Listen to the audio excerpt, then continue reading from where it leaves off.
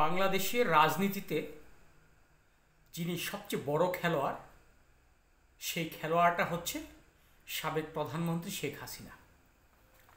আমরা মাঝে মাঝেই ওবায়দুল কাদেরের একটি কথা হয়তো বিভিন্ন চ্যানেলে আমরা দেখেছি যে খেলা হবে। একদিক দিয়ে ঢাকাতে ওবায়দুল কাদের বলতেন খেলা হবে, অন্য দিক দিয়ে নারায়ণগঞ্জে বলতেন শামীম ওসমান খেলা হবে। আসলে এই দুইজন খেলোয়াড়ের চেয়েও যিনি বড় খেলোয়াড় ছিলেন সেটা হলো আমাদের সাবেক প্রধানমন্ত্রী শেখ হাসিনা।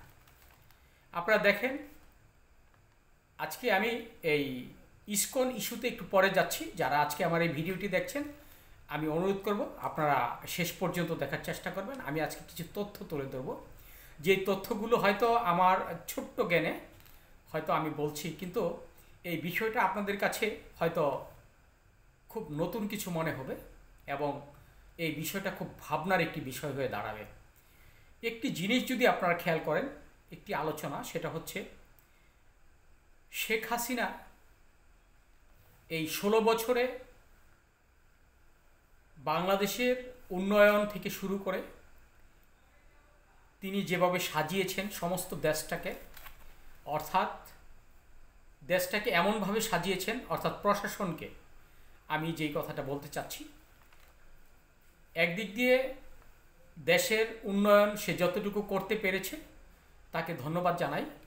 আর দ্বিতীয়টা হচ্ছে প্রশাসনকে যেভাবে তিনি সাজিয়েছেন। আমরা আসলে এই বিষয়টি নিয়ে যদি আমরা শুধু নেতিবাচক আলোচনা করি সেটা হয়তো আমাদের ভুল হবে। তার কারণ, যদি এই 5ই আগস্ট এই অন্তর্বর্তীকালীন সরকারের যারা সমন্বয়ক আছেন, আমরা যারা এই জুন জুলাইয়ের আন্দোলনে যারা শরিক হয়েছিলেন, বিভিন্ন ছাত্রছাত্রী এবং এই বৈষম্য বিরোধী ছাত্র আন্দোলনের নেতারা, যদি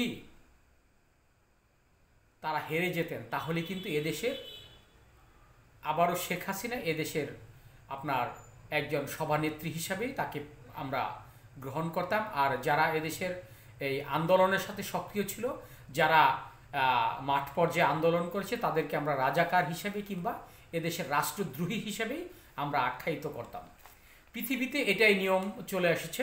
এই যেমন যখন কোনো একটি যুদ্ধে যে দলটা জয়ী হয়, তারা এই দেশটাকে শাসন করবার জন্য যে শাসনভার গ্রহণ করে এবং তারাই কিং অফ ম্যান। আর যারা হেরে যায় তারাই জেলে যায় এবং তারা এই দেশের রাষ্ট্রদ্রোহিতার সামিল হয়ে তারা বিভিন্ন কারাগারে অবস্থান করে। আমাদের এই 5ই আগস্টের পর যে বিষয়টা আমরা দেখতে পাচ্ছি সেটা হচ্ছে শেখ হাসিনা রাজনৈতিক কৌশল তিনি অত্যন্ত সুতীক্ষ্ণভাবে একেবারে শেকড় থেকে শিখর পর্যন্ত যেভাবে সাজিয়েছেন, এই সাজানোটা কিন্তু এর আগেও বাংলাদেশে অনেকগুলো এই রাজনৈতিক দল ছিল। এই বাংলাদেশে মূল যেই রাজনৈতিক দলগুলো সেটা হচ্ছে বিএনপি, জামাত, জাতীয় পার্টি। এই 3টি দল কিন্তু এত সুন্দরভাবে সাজাতে পারেনি। তার কারণ হচ্ছে তাদের যে আত্মকলহ, তাদের যে রাজনৈতিক আদ্যপ্রান্ত, এই সব কিছু মিলে তারা সেটা করতে পারেনি। সেখানে তাদের ব্যর্থতা রয়েছিল। আপনারা দেখেন, এই বিএনপি কিন্তু অনেকবার ভেঙেছে, আবার গড়েছেও। আবার জাতীয় পার্টি তো একেবারে ব্রোকেন ফ্যামিলির মতো, তারা ভেঙে চুরে একের চুরমার হয়ে গেছে। একমাত্র বাংলাদেশের মধ্যে যে 2টি দল ভাঙেনি এবং ভাঙার চেষ্টা করলেও তারা ভাঙবে না, সেটা হচ্ছে এক হলো জামাতে ইসলামী বাংলাদেশ এবং আওয়ামী লীগ। এই 2টি দল অত্যন্ত শক্তিশালী হিসেবে আমি বাংলার মাটিতে এই মুহূর্তে দেখতে পাচ্ছি। আপনারা দেখেন, এই মুহূর্তে আসছি আমি এই ইসকন ইস্যুতে। সংখ্যালঘু যেই বিষয়টা, এই ইসকন ইস্যুতে সংখ্যালঘু বিরোধী হিসেবে আজকে আমেরিকা যে বার্তাটি দিয়েছে, মানুষকে তারা যেই বিষয়টা বোঝাতে চাচ্ছে যে বাংলাদেশ একটি মৌলবাদী রাষ্ট্র হিসাবে চিহ্নিত হতে চাচ্ছে, এই বিষয়টা কিন্তু এই আমেরিকা অর্থাৎ ভারতের যারা এই ইসকন এর পক্ষে রয়েছে তারা কিন্তু এই আমেরিকাকে বোঝাতে চাচ্ছে যে বাংলাদেশ একটি মৌলবাদী দল হিসেবে আখ্যায়িত হতে চাচ্ছে। বাংলাদেশ এই তারা মৌলবাদী রাষ্ট্র হিসেবে পরিণত হচ্ছে। এই সংস্থাটি আসলে এই ইসকন যে সংস্থাটি, এই সংস্থাটি আসলে কোনো এই ভারতীয় দল নয়, তারা আসলে এই ভারতীয় বংশোদ্ভূত একটি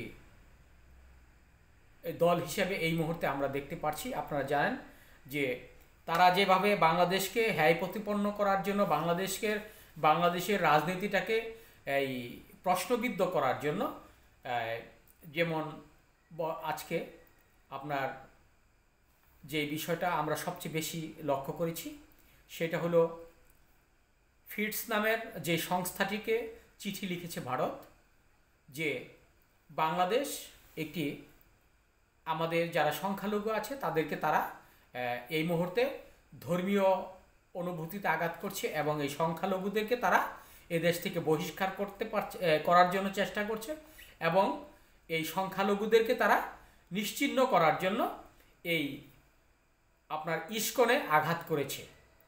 এই বিষয়টি কিন্তু একেবারে মিথ্যা এবং আপনার এই অমূলক। তার কারণ হচ্ছে এই ইসকন ইস্যুতে যিনি আপনার এই চিন্ময় প্রভু, তার কিন্তু অনেক ব্যাড রেকর্ড রয়েছে। তিনি একদিকে যেমন নারী লোভী, অন্যদিকে শিশুদেরকে সেক্সুয়াল হ্যারাসমেন্টের কারণে তাকে বহিষ্কারও করা হয়েছে।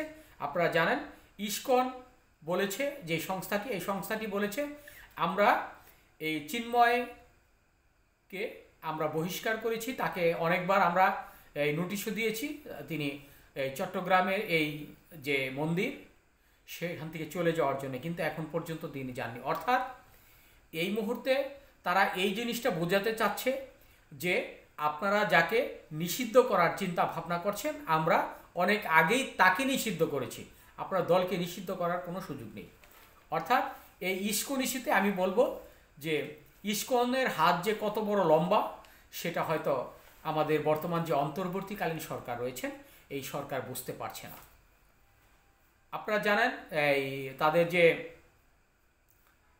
আমরা ইন্টারন্যাশনাল আন্তর্জাতিক রিলেশনশিপ যেটাকে আমরা বলি, যে আমাদের এক দেশের সাথে আরেক দেশের যে বন্ধুভাবাপূর্ণ সম্পর্কটা, এই সম্পর্কের সাথে তিনি বলেছেন যে এই বাংলাদেশিরা এখন থেকে আর কলকাতায় আসতে পারবে না চিকিৎসার জন্য, তারা করাচিতে চলে যাক, অর্থাৎ পাকিস্তানে চলে যাক।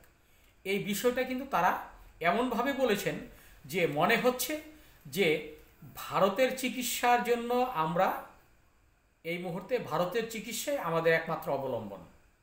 আসলে আমি এখন এই মুহূর্তে এই ধিক্কার জানাই আমাদের বাংলাদেশি যারা এই গত 16 বছরে ক্ষমতায় ছিলেন, বাংলাদেশ আওয়ামী লীগ, এর পূর্বে বিএনপি ছিলেন, জাতীয় পার্টি ছিলেন।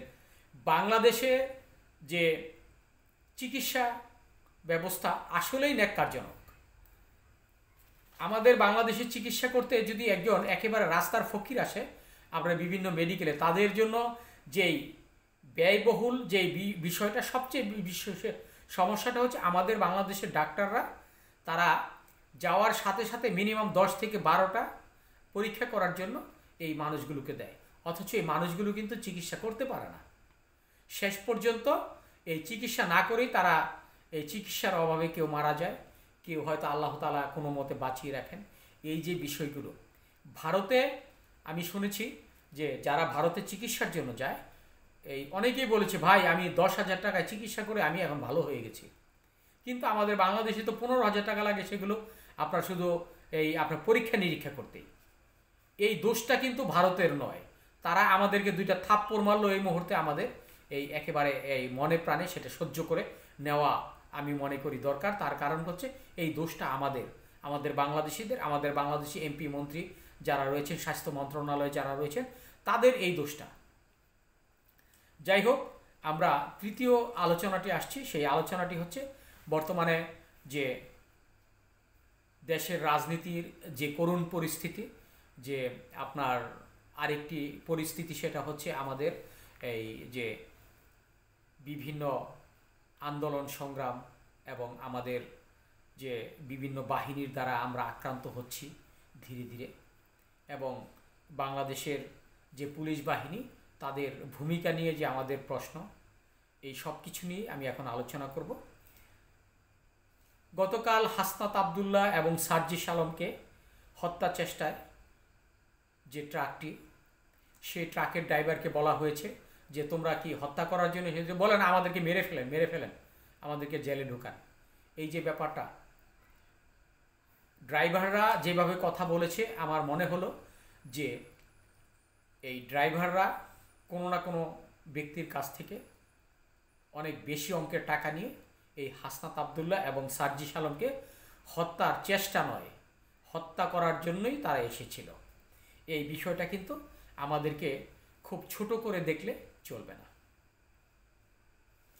আর সবচেয়ে বড় ব্যাপার হচ্ছে, সব কিছু মিলে আমরা এই মুহূর্তে বাংলাদেশ একটি গৃহযুদ্ধের দিকে এগিয়ে যাচ্ছি।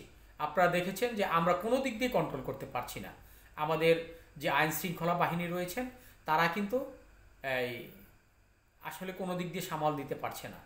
শেখ হাসিনা যেই কন্ট্রোলটা করতে পারত, তার আমরা যদিও তাকে এই মুহূর্তে আমরা ফ্যাসিবাদী বলছি, কিন্তু তিনি কিন্তু তার দিক থেকে অত্যন্ত শক্তিশালী রাষ্ট্রনায়ক হিসেবে তিনি এই দেশ পরিচালনা করছেন। আপনারা দেখেন যে এই দেশে কিন্তু যখন আওয়ামী লীগ সরকার ক্ষমতায় ছিল, এই সাধারণ মানুষ কিন্তু কোনো মিছিল মিটিং করতে পারেনি। তার কারণ হচ্ছে তারা সেই কণ্ঠনালীটাকে চেপে ধরেছিল।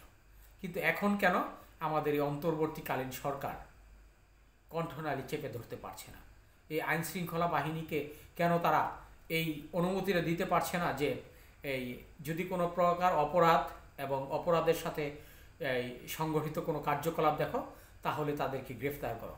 আসলে এটা আমাদের এই অন্তর্বর্তীকালীন সরকারের নিজস্ব একটা দুর্বলতা রয়েছে, যার কারণে তিনি পারছেন না। যদি এভাবে চলতে থাকে তাহলে আমি মনে করি এবং আমরা সকলেই মনে করি যে হয়তো অচিরেই সেনাবাহিনীর হাতে ক্ষমতা দিয়ে এই অন্তর্বর্তীকালীন সরকারকে বিদায় নিতে হবে।